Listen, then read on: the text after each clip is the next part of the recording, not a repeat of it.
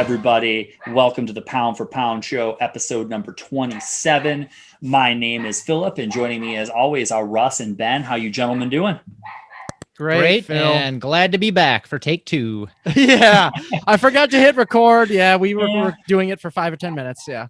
Yeah, we might know all of what everyone's going to say, but you guys don't, so that's all right. So, but without further ado, we are here this week to recap the couple big fights on the upcoming card that UFC has dubbed the biggest fight of the year. So, without further ado, let's get right into the main event. The trilogy concludes. Conor McGregor fighting Dustin Poirier for the third time. It's 1-1. Each guy's finished the other. It's almost a pick 'em on the betting line. It's a lot of interesting stuff to talk about, guys. So I'll throw it over to Russ, and then you can throw it over to Ben to kind of break the fight down. Let us know what you plan to see and how you see it turning out in the end.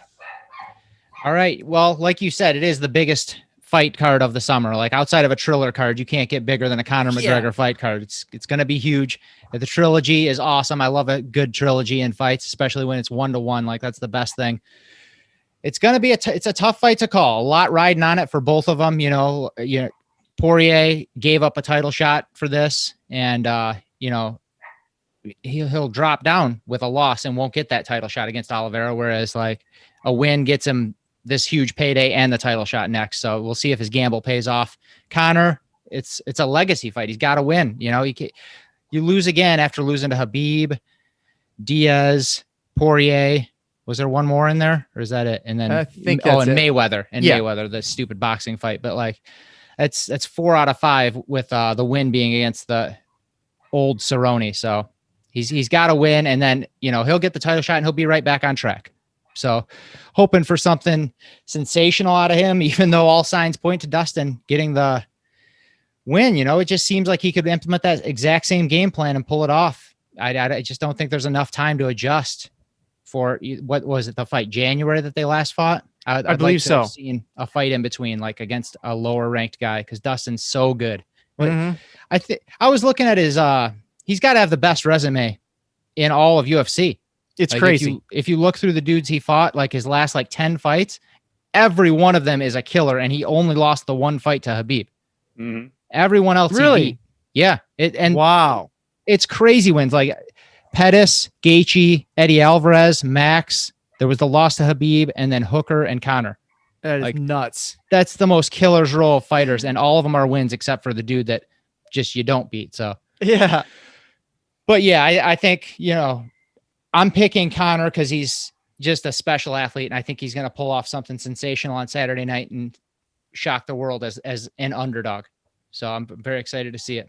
And also, I wanted to add to it that I think I'll get more confidence watching this week on like the countdown shows and the presser and embedded to see if we see like old school Conor, like if he's, got that coked up energy where he's laughing in people's faces and taunting and doing the billionaire strut and all that stuff. Cause like the Conor that showed up last time, he looked kind of defeated before, like the mature Conor showing up on a yacht with his wife and kid. Like it looked like he was a little too comfortable. Yeah, exactly. That's the word, comfortable. So if he's looking like wild man Conor again, I'll definitely feel better about it this week.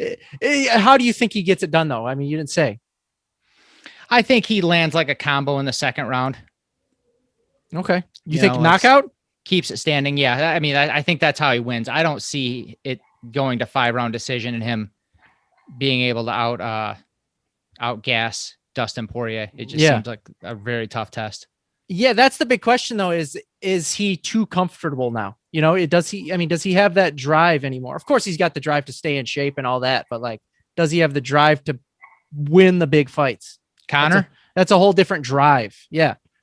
That's the thing. Absolutely it is. I mean, and he hasn't looked like the once in a lifetime athlete that he looked like at 145, where he just looked so dominant. At 155, it hasn't been the same. So maybe that's a big, with the exception of the Eddie fight. Yep. But yeah, that one, it was an exception. He looked amazing.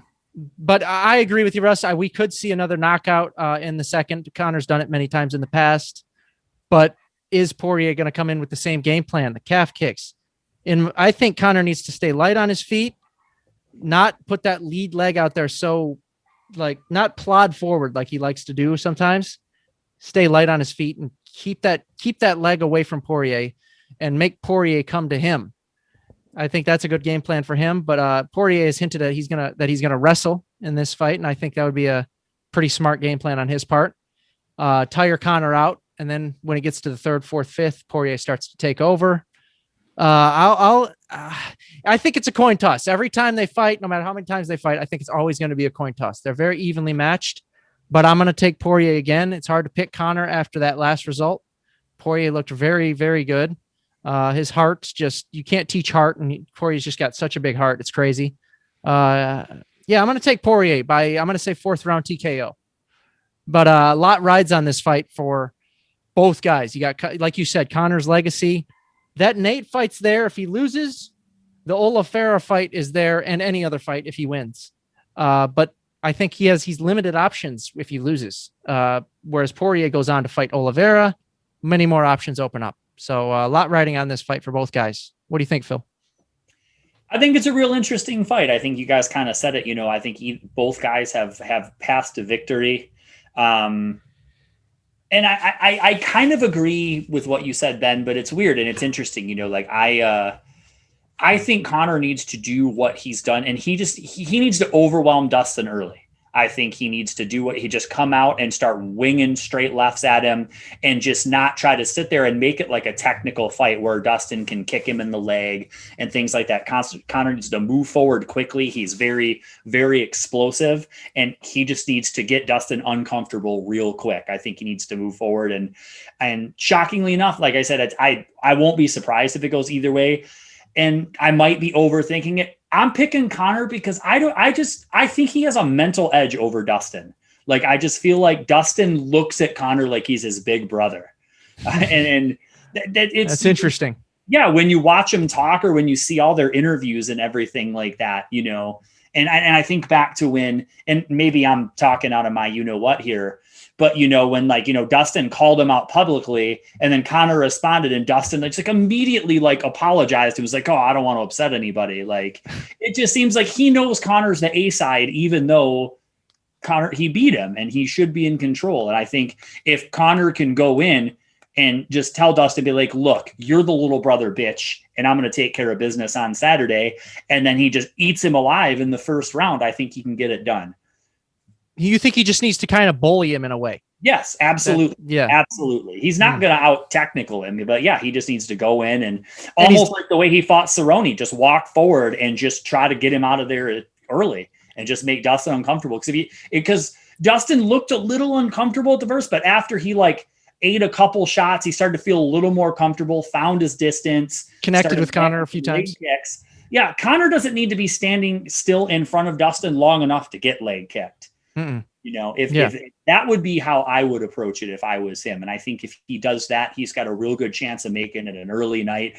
And like Russ said, if he can do something spectacular and go out and get a finish in the first round, even though he's only won one of his last 5, he's right back in the driver's seat, calling the shots, fighting whoever he wants. Very true. Yeah, we'll be talking about it doesn't take much to light that freaking hype train back up. So like I said, one big win, especially if it's like a spectacular knockout, and oh my God, it'll be the hype train all over again. So if he gets a first round KO, you're going to be looking at Oliveira versus Conor in Ireland for the title. Guaranteed. Yeah. They'll give what Conor wants. They'll actually say we can do it in your parents' front yard. If that's where you want the title fight, we'll build an octagon right there in the yard. And if that's how much in favor of Conor it will be. I'm just saying, name what he wants at that point. They might actually do someone might take a hammer to his knee like that one. I forget the name of the skater, but yeah. Someone's going to take a hammer to Oliveira's knee, basically. Hey, you do what has to be done. Right. But I do see it going down like that. But I think if, obviously no part of it will surprise me if Dustin utilizes wrestling more. And like Russ, I almost think it's like one of those old school hourglasses that you flip over with the sand in it. Every minute that ticks off the clock, the odds drastically swing in Dustin's favor. Yeah, agreed. 100%. Yeah.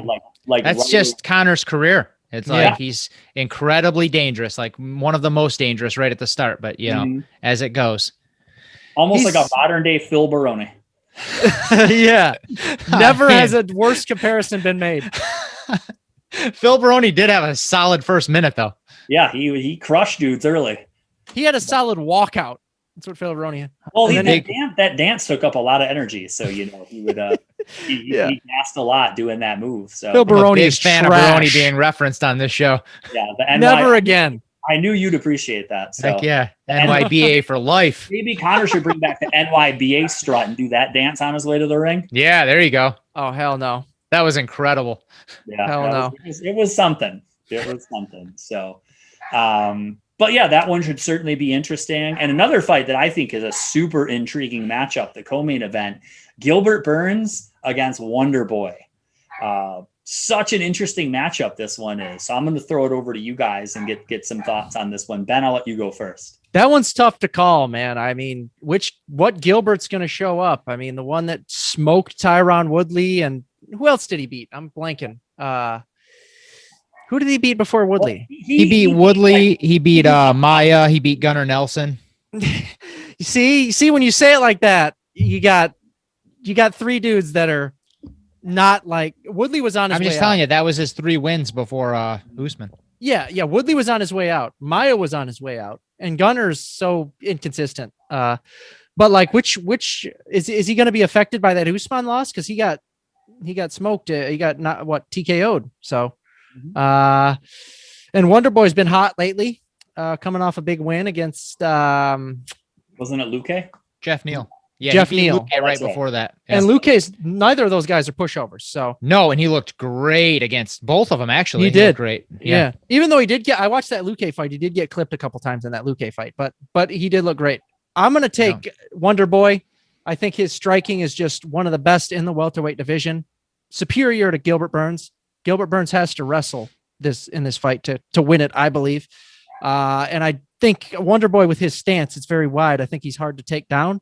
And he's had experience against like the best in the world for a while now. So fought Woodley twice. I'm going to take Wonder Boy. I'll say third round TKO. What do you think, Russ? Yeah, you nailed a lot of it. His style and his stance, I think, are the most difficult to match up for in the UFC. Like, he just gives everybody issues, and he's looked great lately. And this is the fight to a title shot. Like this, he's one of the only dudes Usman hasn't beaten. So I very, very badly want him to win and get the shot. And I think if it stays standing, I think it's his fight. Yeah, I agree entirely. If it goes to the ground, Burns definitely has a solid chance. But if it stays standing, he's just too crafty and he's too long. Burns actually moved up in weight, so he's not going to be as tall and rangy. Yeah, so I think he'll be able to tag him from the outside. And it's only 3 rounds. I think he can take 2 out of 3 rounds. I just really firmly believe that. Whether it's just point fighting, So yeah. Yep. And for sure. If it's just point fighting, he can get the win, but I'd rather see him do something crazy and really like solidify as a title contender, get us fired up for a Wonder Boy Usman fight. That'd be awesome. Yeah, for sure. Yeah. I agree. That's such an intriguing matchup to me. Like, I want to see Wonder Boy Usman because Usman seems to be so ahead of everybody right now, but Wonder Boy is an entirely, like you said, it's almost like a different sport what he does. Like, planning for Wonder Boy, game planning to fight him, like he could really frustrate Usman with his movement and things like that. And I don't really have much to say. You guys don't either. I think it's the same. Burns has a shot if he can get it to the ground, but Wonder Boy, no one else has been able to consistently get him to the ground, and I don't see it going any different. I think Wonder Boy is just going to pick him apart from the outside. I am picking it to go to decision. Burns is, Usman finished him, but I don't, he's a pretty tough guy to finish. So I think it'll be, I think he's going to outpoint him pretty handled 30-27 on all the cards. I think he'll handle this fight pretty easily. So, and hopefully get in line for a title shot. We all got Wonder Boy. Nice. Yeah. You guys think Wonder Boy, if he wins, regardless of how he wins, decision or whatever, he deserves it over Colby rematch? Well, he's not getting it over the Colby rematch. Whether he deserves it or not is irrelevant. Yeah. Colby's next, and I think that's pretty much set in stone. So, yeah, they already said that. I don't know that I agree with that, but the first fight was so close, it's hard for me to argue. And it was a great fight. Yeah, it was, absolutely. I just don't like to sit out and wait for a title shot. I think Colby should have to fight because he passed up numerous guys that were ranked in the top 3. He just refused to fight anyone until he got his way. And I don't know, that type of shenanigans just gets under my skin, but it worked for him. So I guess, what am I going to say? How about this matchup? Have Leon and Steve Wonderboy fought yet? No, I don't think so. That would be a fun matchup, and that makes sense, doesn't it? It would. Yeah. It would be. It just becomes tough because how far they haven't even announced a date for another Usman fight. So if Wonderboy wins this fight, should he have to fight another guy as tough as Leon Edwards to get a title shot? I don't think so. Because I mean, Wonderboy is not like usually a 3-time-a-year fighter lately anyway, because he's getting kind of up there in age. So like I could see him winning and just being like, I'll wait for Usman when he's ready to go. I don't think so either. I don't think he needs to fight again, but I think that Leon and Wonderboy are pretty not. Wonderboy's more marketable, but neither of them are super marketable. You know what I mean? So that's I think those guys. Wonderboy is. I don't think he's super marketable. I think he's pretty freaking marketable. A lot of people like him. How big a draw is he on scale of 1 to 10? He's the nicest MFer. He is, but like he does have his own belt. That doesn't make you a huge draw. You know, I don't know. On a scale of 1 to 10, how big a draw you think he is? That's true, but Usman wasn't a 7. draw until he got I would agree with that. Yeah, I put Leon at like a 3 or less. I know. I'm not even kidding. Like that dude. I know. He's not a big draw. Yeah. At all. Right. No. He's not a big draw, but Leon definitely would have an axe to grind if he doesn't get the next title shot, because he could definitely. Oh, he's got like 9 wins in a row. I mean, and like one over like the last year or two, maybe one over like the last 3. I don't even know. Like he fights so infrequent, and he was pretty much KO'd by Nate Diaz. I'm just chalking that up as a Nate Diaz victory. KO'd? He was on his feet. What are you talking about? How do you get KO'd? With his eyes rolled back in his head. Oh, okay. You could be KO'd on your feet. Hey, it's a Nate Diaz victory to me. Okay. First guy I've ever seen KO'd on their feet and standing.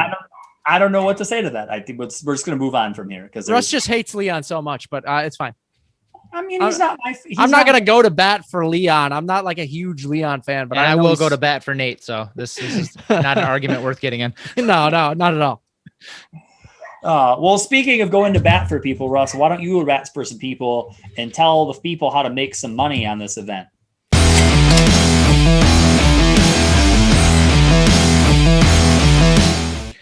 Okay, I'm going to start off with the main event, which I just want to preface it by saying I'm betting with my heart here 100%. Like if I had to bet my Jeep on it, like something that would really wreck me, I'd go Poirier, because I mean, I really feel like everything favors him mostly, and I'm just hoping for something amazing for Conor.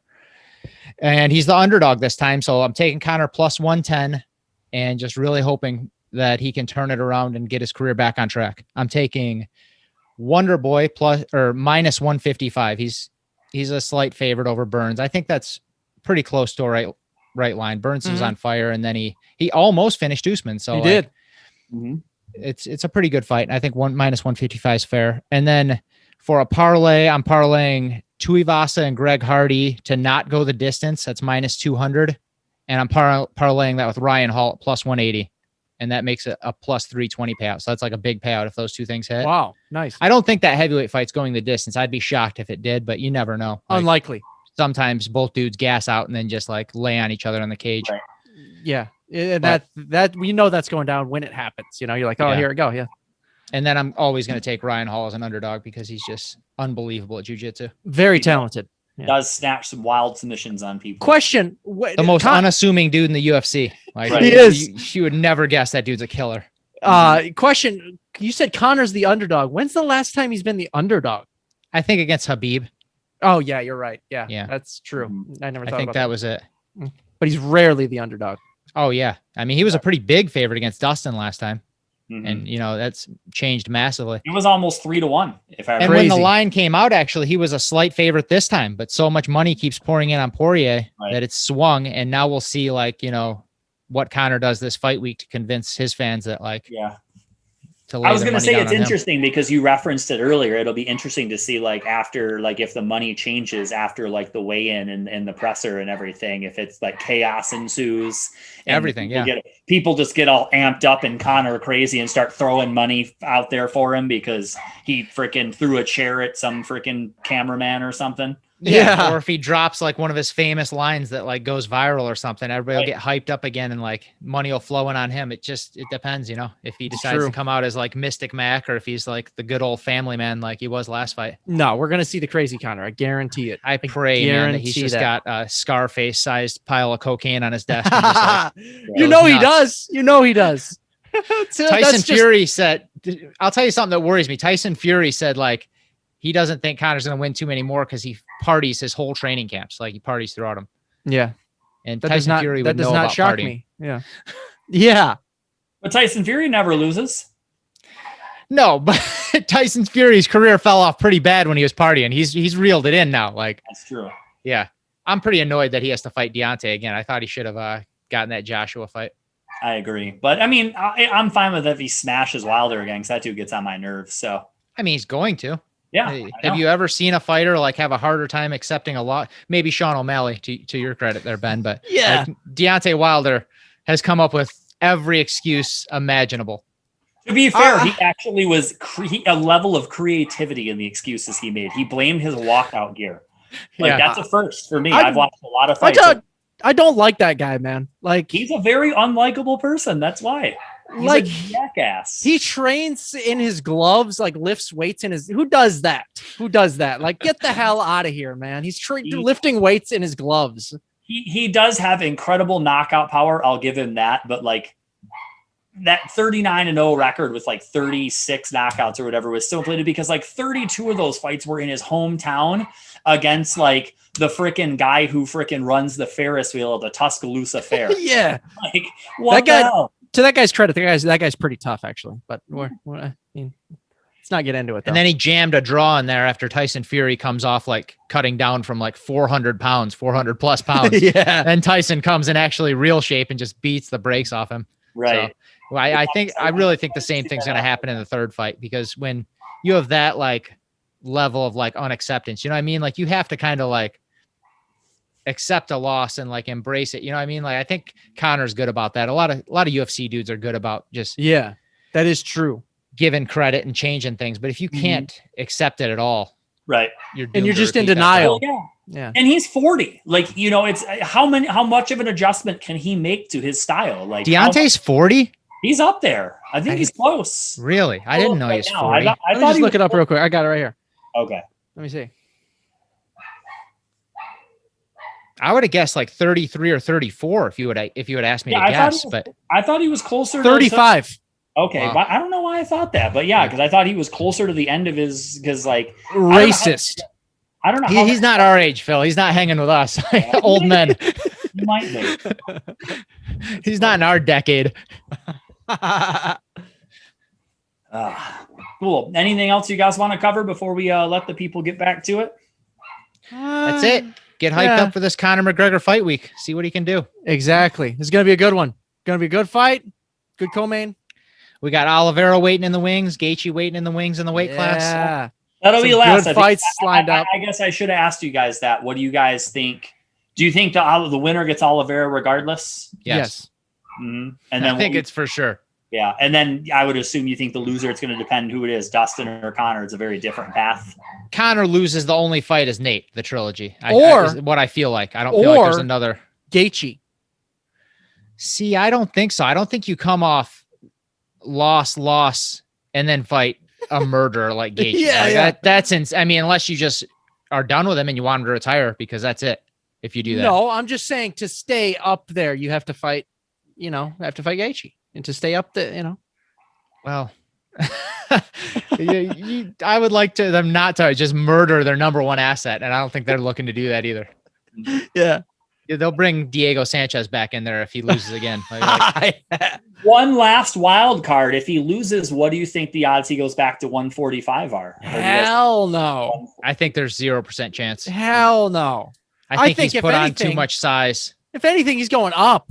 Yeah. He's not going to one. He'll never go to 170. Usman would tear his arms off and beat him to death with them. He's talked about it though. Yeah. He's talked about it. That's true. But guys, when they start struggling, they tend to go down in weight, not up. So I mean, you've seen when he was younger and more disciplined how hard that cut was to 145. I don't think it could happen now. It's just that's true. No way. Hell no. Yeah. Hell no. No, it maybe it's either if he loses, it's Nate Diaz trilogy, or it's Jake Paul or Logan Paul type fight. You know what I mean? Some sort of $100 million So maker stupid. for I hate like that. nothing. That's I mean, but that's honestly, don't you agree? Yeah. I would agree. That's just stupid how it is, though. But yeah. It does seem like that if he does lose, he could just commit to be like, well, at this point in my career, it's money fights. Like, probably not going to keep chasing this title. So we'll fight Nate. We'll beat up some YouTuber. Might fight Floyd again. Yeah, it might as well take like, fights where you're going to make like 50 to 100 million and take no head trauma. You know what I mean? Right. Whereas opposed to UFC, he's probably making, close to that amount, but like the danger is so much more. Yeah, true. Very true. Yeah. Cool. Well, with that, gentlemen, I will let you guys go. Everyone enjoy the fights, and we will be back to talk about them once they're done. So until then, we'll see you guys. Have a good one. Thanks for watching. Yeah. Thank you guys. See ya. Like and subscribe.